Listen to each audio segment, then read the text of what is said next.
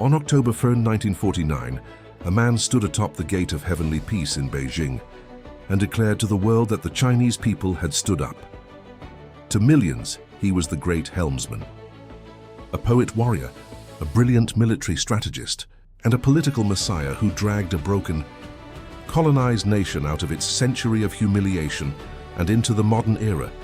To millions of others, he was a ruthless totalitarian dictator whose radical social experiments, paranoid political purges, and economic catastrophes triggered the deadliest man-made famine in human history.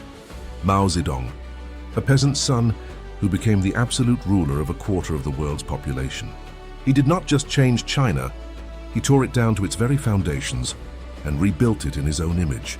But how did an impoverished, self-taught library assistant from the hills of Hunan orchestrate the greatest peasant revolution the world has ever seen? And how did his dream of an egalitarian communist utopia spiral into a nightmare that cost tens of millions of lives? This is his complete, unfiltered story. Our story begins on December 26, 1893, in the village of Shaoshan, Hunan province. At this moment, China is under the dying gasps of the Qing dynasty. For over half a century, Western imperial powers and Japan have carved the country apart like a piece of meat. Foreign gunboats dominate the rivers, and foreign opium floods the markets. Mao is born into this world not as a starving peasant, but into a relatively comfortable, upwardly mobile farming family. His father, Mao Yichang, is a strict, fiercely disciplined man who rose from poverty to become a wealthy grain merchant. His mother, Wen Qimei, is a devout Buddhist who instills in young Mao a deep sense of empathy for the poor, a stark contrast to his father's cold, transactional view of life. The relationship between Mao and his father is explosive. Mao Yichang views his son as a source of cheap labor and expects him to master bookkeeping. He beats Mao frequently. In later years, Mao would proudly recount how he learned his first lessons in political resistance by rebelling against his father. He realized that when he openly defied his father's tyranny, the old man usually backed down. Resistance worked. Mao avoids the fate of a quiet village life. He devours books, not just the traditional Confucian classics, but tales of ancient Chinese rebels and foreign heroes like George Washington and Napoleon Bonaparte. He becomes obsessed with national salvation. China is weak and the young Mao wants to know why. In 1911, the powder keg explodes. The Xinhai Revolution erupts, overthrowing the 2,000-year-old imperial system. Mao briefly joins a revolutionary militia, cutting off his queue, the long ponytail required by the Manchu rulers, as a symbol of defiance. The empire is gone, replaced by a fragile new Republic of China. But peace does not follow. Instead, China fractures into a chaotic mosaic of brutal warlords, each vying for absolute power. Mao moves to the provincial capital of Changsha to study at the first provincial normal school. Here he transforms from a provincial boy into a radical intellectual. He fasts, bathes in freezing rivers, and treks across the countryside to harden his body for the struggles ahead. He also discovers New Youth, a radical magazine edited by Chen Duxiu, which calls for China to dump its ancient traditions and embrace science and democracy. In 1918, Mao graduates and moves to Beijing. He takes a low-paying job as a library assistant at Peking University. It is a humiliating experience. The elite professors and wealthy students ignore the scruffy Hunanese country boy with the thick rural accent. But Mao is listening. He attends lectures and reads voraciously. It is here in the dusty stacks of the university library that he is first introduced to a radical new European philosophy that had just seized power in Russia, Marxism. On May 4th, 1919, the spark is lit. The Treaty of Versailles awards former German territories in China to Japan, completely ignoring China's status as an ally in World War I. The betrayal sends shockwaves through the country. Mass student protests explode across Beijing, the May 4th movement. It is a massive turning point.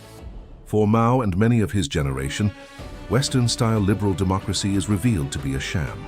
They look north to the Soviet Union, where Lenin's Bolsheviks have overthrown the old order. By 1921, radical study groups are forming across China. In July of that year, Mao travels to Shanghai. In a small brick townhouse in the French concession, 13 men meet in secret to found the Chinese Communist Party. CCP. Mao is one of them, acting as a secretary. At its inception, the CCP is tiny, disorganized, and entirely funded and directed by the Soviet Comintern in Moscow. Moscow's orders are clear but controversial. The young CCP must form an alliance with the Kuomintang, KMT, the nationalist party led by Sun Yat-sen. The goal is to build a unified front to defeat the warlords and unify China.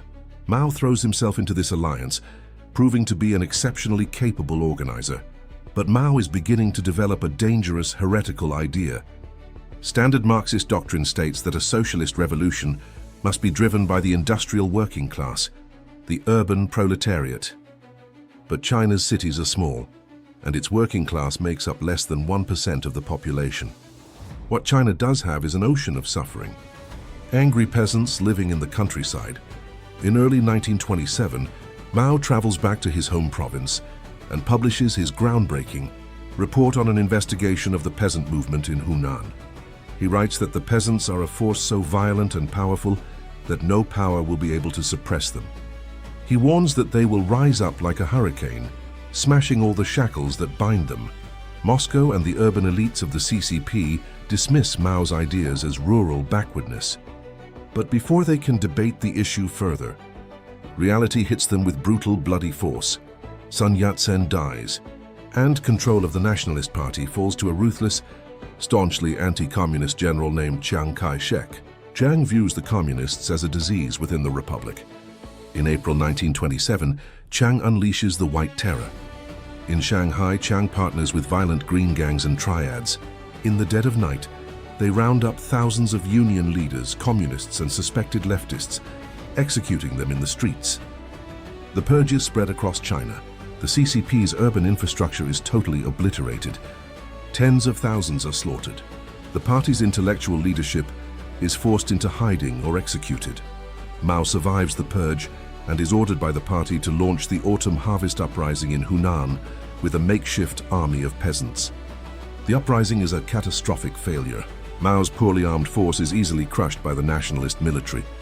Mao himself is captured by a local militia, but manages to escape by bribing his guards at the last second, fleeing into the mountains barefoot. With a few hundred battered, exhausted survivors, Mao retreats deep into the remote, heavily forested Jinggang Mountains.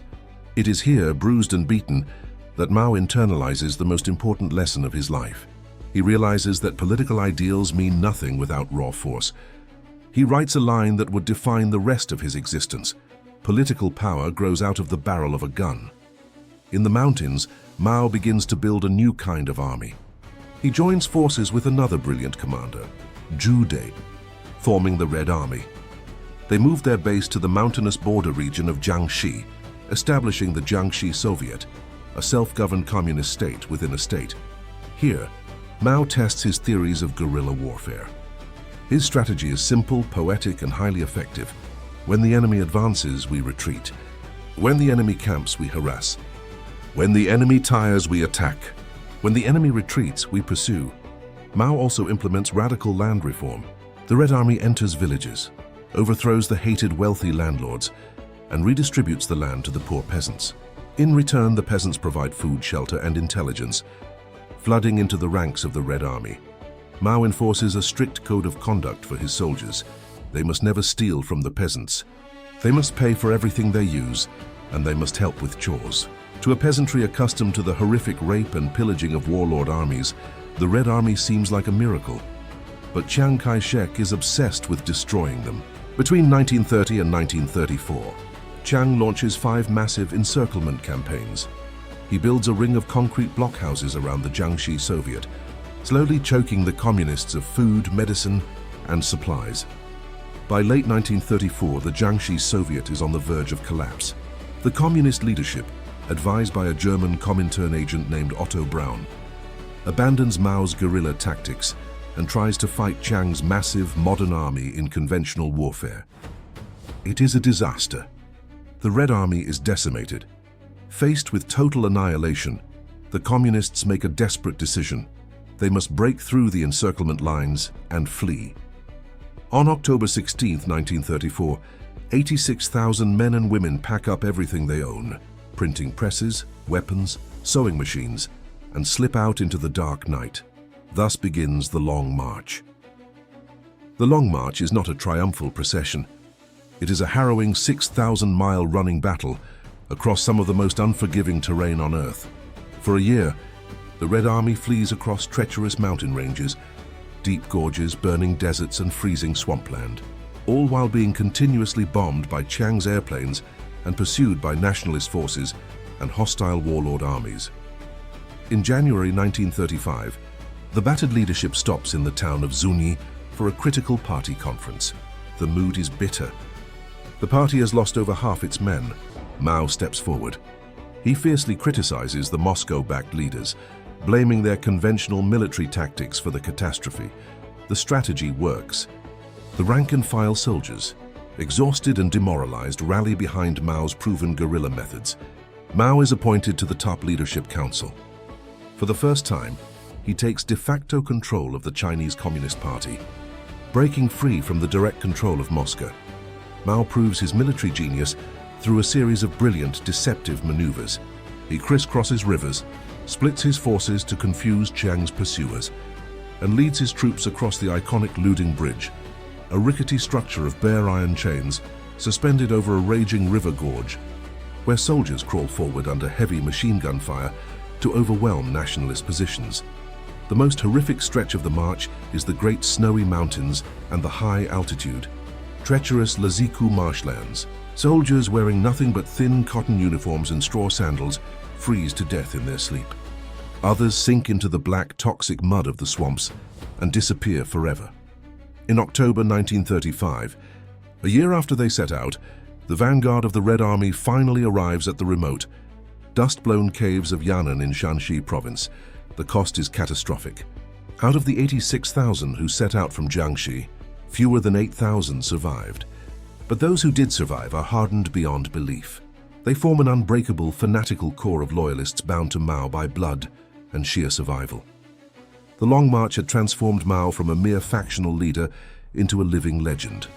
In the dry, barren hills of Yan'an, Mao sets up his new headquarters in a series of primitive cave dwellings carved into the yellow dirt.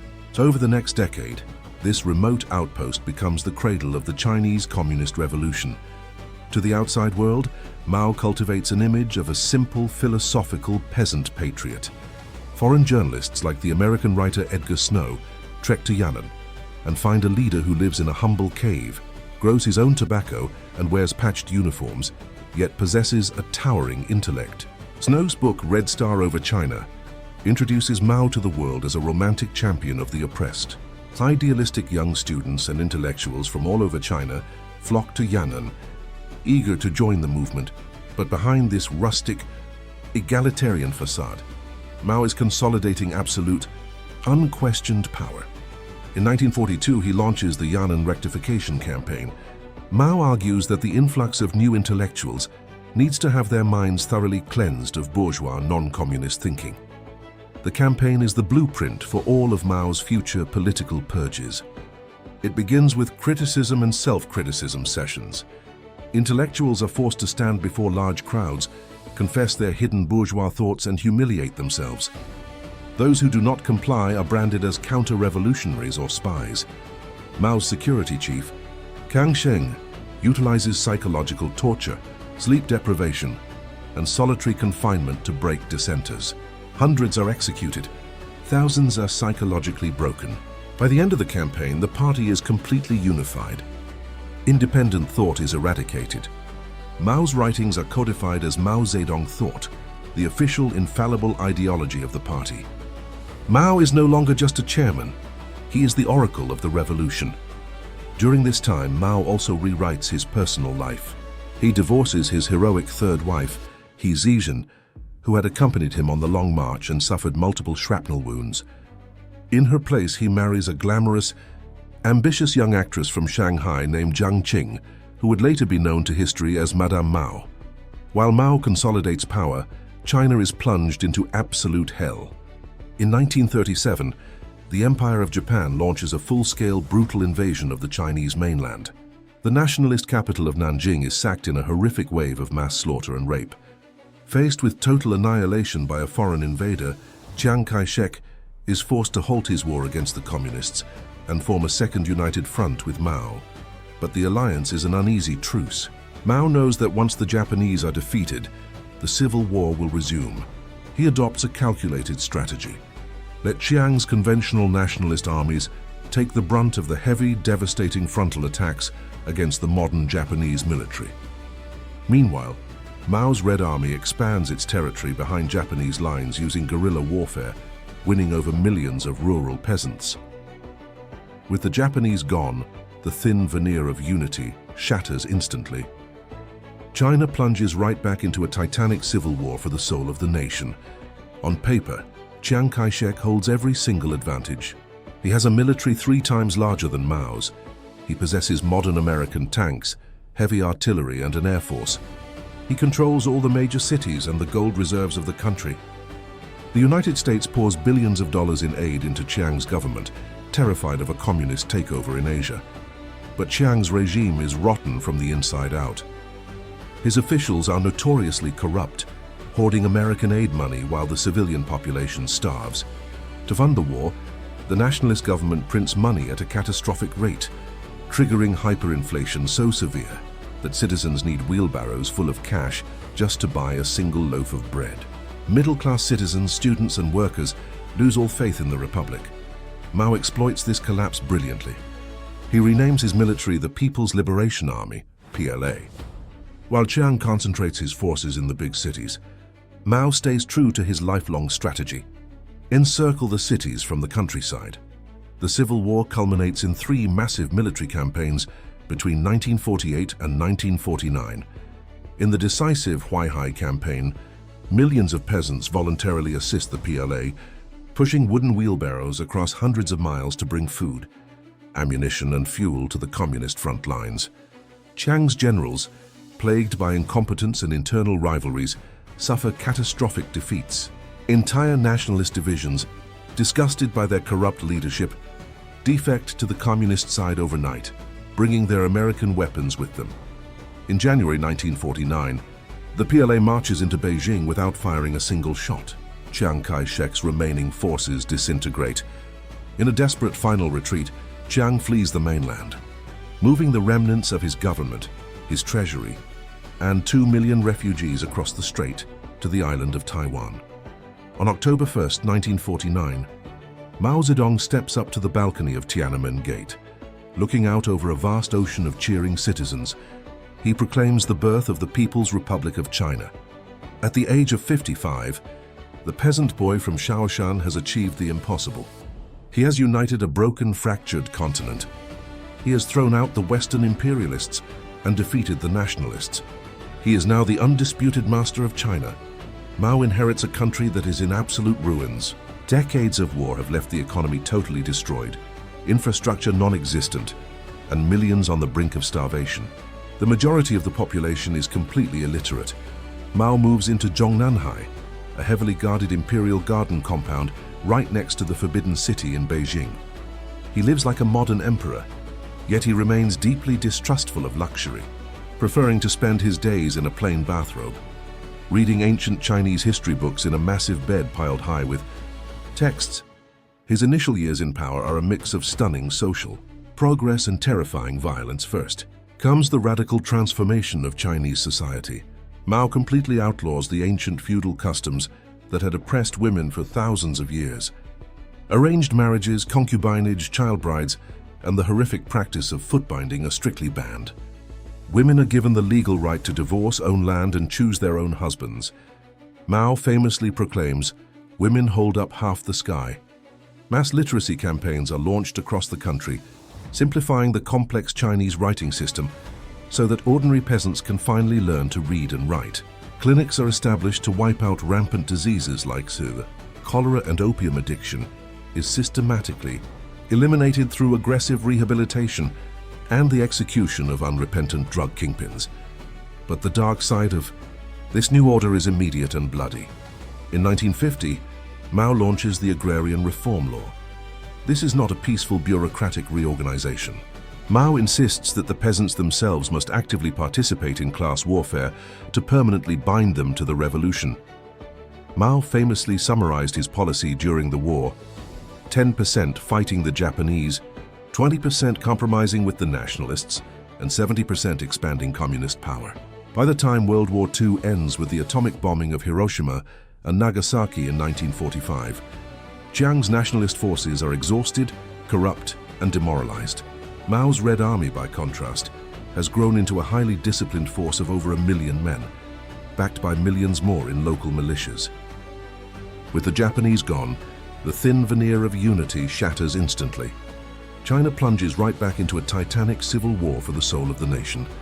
On paper, Chiang Kai-shek holds every single advantage. He has a military 3 times larger than Mao's. He possesses modern American tanks, heavy artillery, and an air force. He controls all the major cities and the gold reserves of the country. The United States pours billions of dollars in aid into Chiang's government, terrified of a communist takeover in Asia. But Chiang's regime is rotten from the inside out. His officials are notoriously corrupt, hoarding American aid money while the civilian population starves. To fund the war, the nationalist government prints money at a catastrophic rate, triggering hyperinflation so severe that citizens need wheelbarrows full of cash just to buy a single loaf of bread. Middle-class citizens, students, and workers lose all faith in the Republic. Mao exploits this collapse brilliantly. He renames his military the People's Liberation Army, PLA.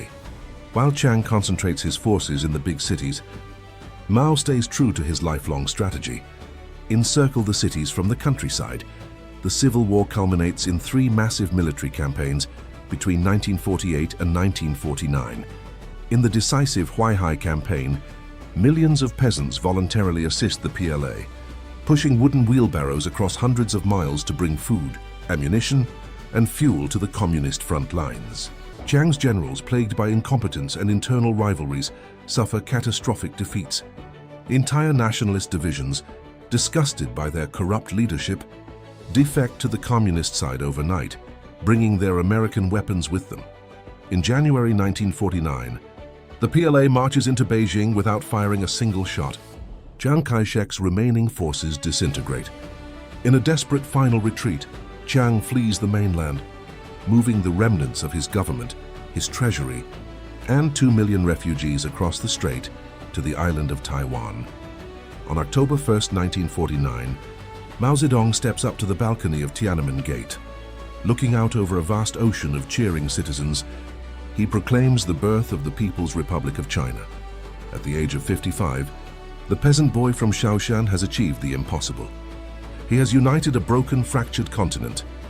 He has thrown out the Western imperialists and defeated the nationalists. He is now the undisputed master of China.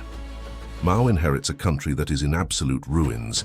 Decades of war have left the economy totally destroyed, infrastructure non-existent, and millions on the brink of starvation. The majority of the population is completely illiterate. Mao moves into Zhongnanhai, a heavily guarded imperial garden compound right next to the Forbidden City in Beijing. He lives like a modern emperor, yet he remains deeply distrustful of luxury, preferring to spend his days in a plain bathrobe, reading ancient Chinese history books in a massive bed piled high with texts. His initial years in power are a mix of stunning social progress and terrifying violence. First comes the radical transformation of Chinese society. Mao completely outlaws the ancient feudal customs that had oppressed women for thousands of years. Arranged marriages, concubinage, child brides, and the horrific practice of foot binding are strictly banned. Women are given the legal right to divorce, own land, and choose their own husbands. Mao famously proclaims, "Women hold up half the sky." Mass literacy campaigns are launched across the country, simplifying the complex Chinese writing system so that ordinary peasants can finally learn to read and write. Clinics are established to wipe out rampant diseases like cholera, and opium addiction is systematically eliminated through aggressive rehabilitation and the execution of unrepentant drug kingpins. But the dark side of this new order is immediate and bloody. In 1950, Mao launches the Agrarian Reform Law. This is not a peaceful bureaucratic reorganization. Mao insists that the peasants themselves must actively participate in class warfare to permanently bind them to the revolution. Party cadres organize speak bitterness campaigns in every village. Poor peasants are encouraged to stand up on stages and publicly recount the crimes, rapes, and extortions committed against them by their local landlords. The crowds, worked up into a frenzy of generational rage, beat and execute the landlords on the spot. Experts estimate that between 1 million and 3 million landlords are systematically slaughtered during this period. Their land is chopped up and handed directly to the peasants. Simultaneously, Mao launches the campaign to suppress counter-revolutionaries, targeting anyone suspected of lingering loyalty to Chiang Kai-shek's old government. Western businesses or independent secret societies. Mao sets strict execution quotas for each province, typically 1 to 2 people per 1,000 of the population. Public executions become a regular spectacle in stadium arenas, killing hundreds of thousands of citizens. While rebuilding China internally, Mao does not hesitate to project power abroad. In October 1950, the Young People's Republic is dragged into the Korean War. As American-led UN forces push communist North Korean troops back toward the Chinese border, Mao views this as an existential threat. Overriding the deep anxieties of his own generals, Mao launches a massive surprise counter-offensive, sending nearly 3 million Chinese People's Volunteers streaming across the frozen Yalu River. Using the exact same night fighting, close-quarter infantry tactics perfected during the Civil War. The poorly equipped Chinese army shocks the world by driving the heavily armed US military into a massive, chaotic retreat. The war ends in a bloody stalemate at the 38th parallel, but it serves notice to the globe. Mao's China is a superpower that can go toe-to-toe with the United States. The cost is deeply personal for Mao. His eldest and favorite son, Mao Anying, is killed in Korea by an American napalm strike. Mao receives the news in silence, merely stating that in war, there must be sacrifices. By 1953, with the Korean War over, Mao looks to accelerate China's transition to a fully industrialized socialist state. He launches the first 5-year plan, heavily backed by Soviet loans, machinery, and thousands of industrial advisors. The plan is a resounding success. Massive steel plants, chemical factories, and automobile assembly lines spring up across the country. But Mao is getting restless. The industrialization is creating a new vast class of urban bureaucrats, managers, and experts. Mao despises bureaucracies. He fears that the CCP is losing its revolutionary fire and turning into a privileged elite. Just like the old rulers of China, in 1956, he senses a deep undercurrent of frustration among intellectuals and decides to open an escape valve. He launches the 100 Flowers campaign, quoting an ancient classic phrase, "Let 100 flowers bloom. Let 100 schools of thought contend." Mao explicitly invites intellectuals, writers, and ordinary citizens to openly criticize the Communist Party's policies, corruption, and bureaucracy. He promises there will be no retaliation. At first, people are terrified to speak out, but as Mao continues to encourage them, the dam breaks. In mid-1957, a torrent of bitter criticism floods the country. Students put up wall posters denouncing the party's dictatorship. Professors complain about the lack of freedom. Workers strike over poor wages. The criticisms go far deeper than Mao ever anticipated. People are questioning the very legitimacy of communist rule. Mao panics. Realizing he has unleashed a monster he cannot control, he abruptly reverses course. He claims that the campaign was a deliberate trap all along, a clever strategy to entice the snakes out of their holes. Mao puts his loyal, brilliant administrative fixer, Deng Xiaoping, in charge of a brutal counter-offensive, the anti-rightist campaign. Over 550,000 intellectuals, doctors, engineers, and teachers are branded as rightists. They are purged from their jobs, publicly humiliated in struggle sessions, and sent away to remote, harsh labor camps, laogai, in the wilderness of Heilongjiang and Xinjiang. China's intellectual class is completely silenced. No one will dare to criticize Mao's policies ever again. By 1958, Mao's hubris is at an all-time high. He has defeated every enemy he has ever faced. He is deeply impatient. He looks at Britain and America and decides that China cannot wait decades to catch up through slow, standard economic planning. He wants a shortcut to utopia. He believes that the sheer raw willpower of China's 600 million people can overcome any physical or economic limitation. He announces the Great Leap Forward. The goal is staggering. China will overtake Great Britain in industrial production in just 15 years, and America shortly after. To achieve this, Mao orders the total, immediate collectivization of the entire Chinese countryside. Overnight, private property is completely abolished. Over 700 million peasants are packed into 26,000 massive militarized institutions called people's communes. In these communes, everything is shared. Private plots of land are confiscated. Houses are torn down to provide fertilizer. Families are broken up. Men live in barracks, women in others, and children are placed in communal nurseries. Cooking at home is made illegal. Peasants must eat in massive communal dining halls for free. Mao promises that they can eat as much as they want, forever. To boost industrial output, Mao hits upon a bizarre, disastrous idea. The production of steel will no longer be confined to giant factories. Every single village, school, and hospital in China must build its own backyard steel furnace. An absolute madness grips the country. Millions of peasants are ordered to abandon their crop fields right at harvest time to melt down metal. To meet impossible production quotas set by the party, peasants melt down their own farming tools: hoes, cooking woks, door handles, and iron bed frames. To fuel the furnaces, entire forests are completely clear-cut, causing catastrophic ecological devastation. The result is an economic farce. The metal produced in these primitive backyard dirt ovens is nothing but brittle, completely useless pig iron slag. Millions of tons of it are piled up in fields, completely worthless.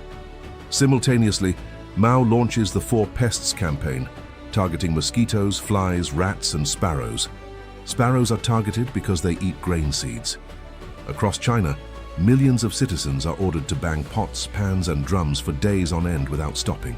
The terrified sparrows are kept airborne until they drop dead from absolute exhaustion. It is an ecological disaster. With the sparrows completely wiped out, there are no predators left to eat the insects. In 1959, massive biblical plagues of locusts swarm across the country, completely devouring the crops. The stage is now set for the greatest man-made disaster in human history. Because millions of peasants have been diverted into making worthless steel or hunting sparrows, fields are left neglected. Crops rot in the ground. The actual harvest drops catastrophically, but a terrifying political dynamic prevents anyone from telling the truth. Local party cadres, terrified of being branded as rightists or saboteurs, compete with each other to report utterly fictional, wildly exaggerated harvest numbers to Beijing. They claim that through Mao Zedong thought, their communes are producing 10 times their normal yield. Mao and the top leadership believe these fraudulent numbers. Since the records show a massive surplus of grain, the central government increases its mandatory grain tax, seizing almost every single grain of real food from the villages to feed the cities and export to the Soviet Union to pay off national debts. When the state collectors leave, the peasants are left with absolutely nothing to eat. In July 1959, a brave and highly respected general, Defense Minister Peng Dehuai, travels through the countryside. He is horrified by the bloated bodies and starving children he sees. At a party conference on Mount Lu, Peng writes a private, deeply respectful letter to Mao, gently pointing out the excesses and mistakes of the Great Leap Forward. Mao views this as a treasonous, personal betrayal. He distributes Peng's private letter to the entire conference and threatens that if the party sides with Peng, Mao will go back to the countryside, raise another peasant army, and overthrow the government all over again. The terrified leadership immediately buckles. Peng Dehuai is denounced as a counter-revolutionary, stripped of his office, and placed under house arrest. The Lushan conference seals the fate of millions. Any remaining local official who had been hesitating now realizes that telling the truth means political death. Across China, officials double down on the policies, violently seizing the very last handfuls of seed grain from starving families. The Great Chinese Famine hits with absolute apocalyptic fury. For 3 long years, 1959-1961, China becomes an open graveyard. Peasants eat tree bark, grass, leaves, and toxic white clay. They dig up buried corpses for food. In thousands of villages, the social fabric collapses completely into the ultimate horror: cannibalism. Parents swap children with neighbors so they do not have to kill and eat their own flesh and blood. If a peasant is caught hiding a single handful of grain, they are tortured mercilessly, tied up, beaten, buried alive, or doused in kerosene and set on fire by local party cadres. While tens of millions are starving to death in the countryside, the grain warehouses in nearby provincial capitals sit full of food guarded by military troops. Mao refuses to open them, convinced that the peasants are just faking illness to avoid working for the state. Historians estimate that between 30 million and 45 million people starve to death or are beaten to death during the Great Leap Forward. It is the deadliest famine in human history, far eclipsing the horrors of the Holocaust or Stalin's Holodomor. By late 1961, the scale of the catastrophe is so undeniable that Mao is forced to finally call a halt to the Great Leap Forward. The country is on the absolute verge of total economic collapse and violent rebellion. In early 1962, the party holds the 7,000 Cadres Conference in Beijing. State President Liu Shaoqi steps up to the podium. In a remarkably bold speech, he declares that the disaster was not an act of God but an act of man. He famously states that the catastrophe was 30% natural disasters and 70% human error. Everyone in the room knows exactly who made those errors. Mao is forced to issue a rare, humiliating public apology for his mistakes. He realizes that his political standing is dangerously damaged. He steps back from the day-to-day management of the government, ceding control to pragmatic leaders, State President Liu Shaoqi and Party General Secretary Deng Xiaoping. Liu and Deng immediately set to work repairing the damage. They quietly dismantle the radical communes. They allow peasants to have small private plots of land again, sell their vegetables at local markets, and live in their own homes. Deng Xiaoping famously justifies this pragmatic, non-ideological approach with his trademark phrase, "It doesn't matter if a cat is black or white. So long as it catches mice, it is a good cat." The economy recovers rapidly. Food returns to the markets. Starvation stops. But from his retreat in Zhongnanhai, Mao watches this recovery with growing bitterness, jealousy, and deep paranoia.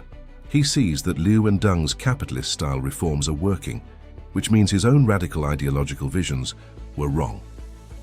He feels that he is being treated like a dead ancestor, respected from a distance, but completely ignored in real decision-making. Mao convinces himself that Liu Shaoqi, Deng Xiaoping, and other top leaders are secret capitalist roaders who are planning to overthrow him and restore capitalism to China, just as Nikita Khrushchev had denounced Stalin in the Soviet Union after Stalin's death. Mao decides he must strike back. He cannot use the party bureaucracy to eliminate his rivals because Liu and Deng control the party apparatus. To destroy them, Mao decides to bypass the party completely. He will go directly to the streets. He will unleash the raw, volatile energy of China's youth. He partners with his fiercely loyal defense minister, Lin Biao. Lin compiles a small pocketbook of Mao's quotes, bound in a bright red plastic cover. It becomes known as the Little Red Book. Lin distributes it to every single soldier in the military, turning the army into a fanatical cult of Mao worship. Next, Mao enlists his wife, Jiang Qing. She forms a radical political faction called the Gang of Four. Together, they prepare to launch an ideological assault that will plunge China into a decade of absolute madness. In May 1966, Mao unleashes the Great Proletarian Cultural Revolution. He issues a radical manifesto to the youth of China. His command is simple, shocking, and total: bombard the headquarters. Rebellion is justified. Mao tells the teenagers of China that their teachers, their parents, and government officials are secret counter-revolutionaries who are sabotaging the socialist dream. Schools and universities are completely shut down. Millions of middle school and high school students form fanatical, paramilitary student groups called the Red Guards. To prove to the nation that he still possesses the strength to lead them, the 72-year-old Mao travels to Wuhan in July 1966 and takes a highly publicized swim across the wide, churning waters of the Yangtze River. It is a brilliant piece of political theater. It shows his youthful followers that the great Helmsman is fit, healthy, and ready for battle. In August 1966, Mao hosts a series of massive rallies in Tiananmen Square. Over 11 million ecstatic weeping Red Guards packed the square, waving their little red books in the air like a holy scripture. screaming, "Long live Chairman Mao," until their voices give out. Mao stands on the balcony, wearing a Red Guard armband, smiling down at the chaos he has created. The Red Guards are given free travel on the nation's trains and total immunity from the law. They are ordered to destroy the four olds: old ideas, old culture, old customs, and old habits. Anarchy explodes across China. Red Guards roam the country like religious inquisitors. They smash ancient Buddhist temples, burn priceless library collections, smash ancient statues, and dig up imperial tombs. Then the violence turns deeply human. Anyone representing authority becomes a target. Teachers, university professors, doctors, and writers are dragged out of their homes by their own students.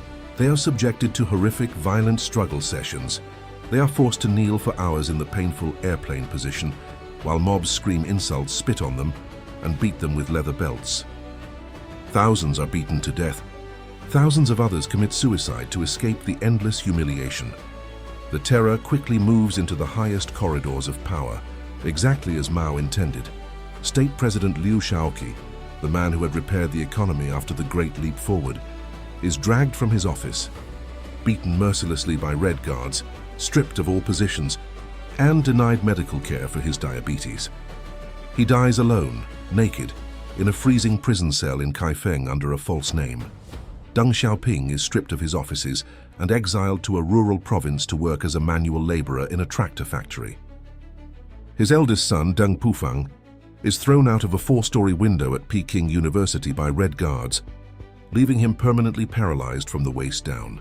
By 1967, the Cultural Revolution spirals completely out of control. The Red Guards fracture into rival factions, each claiming to be the truest followers of Chairman Mao. They raid military armories, stealing machine guns, heavy artillery, and tanks. Urban streets become bloody battlefields as rival teenage factions wage full-scale urban warfare against one another. The country is on the absolute precipice of a full-scale civil war. The economy is grinding to a halt, and foreign embassies are set on fire. Realizing that his creation is about to consume the entire country, Mao finally decides to pull back. In 1968, he orders the People's Liberation Army to step in, violently suppress the Red Guards, and restore basic order to the cities, to disperse the millions of radicalized, volatile teenagers who are now unemployed and uneducated. Mao issues a new directive, the Up to the Mountains and Down to the Villages movement. Over 17 million urban youth are packed onto trains and exiled to the most remote, impoverished rural villages in China. Mao tells them they must be re-educated by the poor peasants. In reality, he is dumping an uncontrollable mob where they can no longer cause trouble in the cities. This generation of youth, completely deprived of a high school or university education, would become known to history as China's lost generation. By 1969, the worst of the internal violence has faded, but Mao finds himself increasingly isolated on the world stage. China's relationship with the Soviet Union has completely disintegrated. What began as an ideological dispute has transformed into a terrifying military standoff. In 1969, bloody border skirmishes break out between Chinese and Soviet troops along the Ussuri River. Mao genuinely fears a full-scale Soviet nuclear strike against Beijing. To counter this existential threat, the ultimate communist revolutionary decides to play his final, most shocking diplomatic card. He turns to the ultimate capitalist enemy, the United States. In 1972, US President Richard Nixon flies to Beijing. It is an earth-shattering geopolitical turning point. Mao receives Nixon in his book-lined study at Zhongnanhai. The two men who had spent decades cursing each other's nations strike an alliance of convenience to contain the Soviet Union. The meeting lays the foundational groundwork for China's future economic integration with the Western world. But inside China, the political atmosphere remains poisonous. Mao's health is failing rapidly. He is diagnosed with amyotrophic lateral sclerosis, ALS, commonly known as Lou Gehrig's disease, aggravated by decades of heavy chain smoking. He can barely walk. His speech becomes slurred into unintelligible grunts that only his personal secretaries can translate, and he is blind in one eye from cataracts. A bitter, subsurface war of succession erupts around his deathbed. On one side is the radical Gang of Four, led by his wife Jiang Qing, who want to keep China in a state of permanent, ideological civil war. On the other side are the pragmatists, led by the beloved, politically savvy Premier Zhou Enlai, who want to modernize the economy. In January 1976, Zhou Enlai dies of cancer. The public grief is immense. In April, during the traditional Qingming festival, hundreds of thousands of ordinary citizens stream into Tiananmen Square, laying wreaths and poems that praise Zhou while subtly denouncing Mao and the Gang of Four. The protest is violently suppressed by state militia, but it shows that the Chinese public is completely exhausted by decades of endless political terror. By the summer of 1976, Mao is on life support. On September 9, 1976, at 10 minutes past midnight, the heart of the peasant boy from Shaoshan finally stops beating. He is 82 years old. The state announcement of his death plunges China into mandatory public mourning. Millions of citizens weep in the streets. For many, they have never known a world without Chairman Mao. He had been the living god of New China for nearly 3 decades, but the moment he is gone, the political landscape shifts with staggering speed. Within just 1 month of Mao's death, the military launches a swift coup, arresting his wife Jiang Qing and the rest of the Gang of Four. They are put on a sensational, televised show trial and sentenced to life in prison. The radical era of Maoism is instantly dead. By 1978, Deng Xiaoping emerges from his exile as the new paramount leader of China. Deng completely reverses Mao's economic policies, dismantling state monopolies, opening China up to foreign investment, and jump-starting the historic capitalist market reforms that would transform China into the economic superpower it is today. But Deng does not destroy Mao's memory. He knows that the legitimacy of the Communist Party is completely intertwined with the myth of Mao. If they reject Mao completely, the entire foundation of the state collapses, just like the Soviet Union would later collapse after rejecting its past. In 1981, the CCP issues its official historical verdict on Chairman Mao. They declare that his record was 70% good, 30% bad. They praise his brilliant military leadership up to 1949 and his role in building the nation, but label his later years, the Great Leap Forward and the Cultural Revolution, as catastrophic errors. Mao Zedong remains one of the most polarizing figures in all of human history. To his admirers, he is the founding father of modern China. He inherited an impoverished, illiterate nation colonized by foreigners and transformed it into a proud, sovereign, nuclear-armed world power. He doubled China's life expectancy from 35 years to 65 years, expanded literacy from 20% to over 65%, and laid the industrial foundations that allowed China to escape poverty. To his critics, he was a monster whose catastrophic arrogance, paranoia, and disregard for human life resulted in the deaths of an estimated 40 million to 70 million of his own people through artificial famine, forced labor, and political executions, a death toll larger than Hitler's and Stalin's combined. Today, Mao's embalmed body still lies inside a massive granite mausoleum in the center of Tiananmen Square. Just a few yards away, his giant portrait looks out over a modern China that is hyper-capitalist, wealthy, and tech-driven, a society that looks completely alien to his radical communist dreams, yet his face remains the symbol of the state. Mao Zedong wanted to be remembered as the man who remade China. In the end, he succeeded, not by creating the utopian paradise he had envisioned, but by becoming the devastating, unforgettable fire from which modern China was born.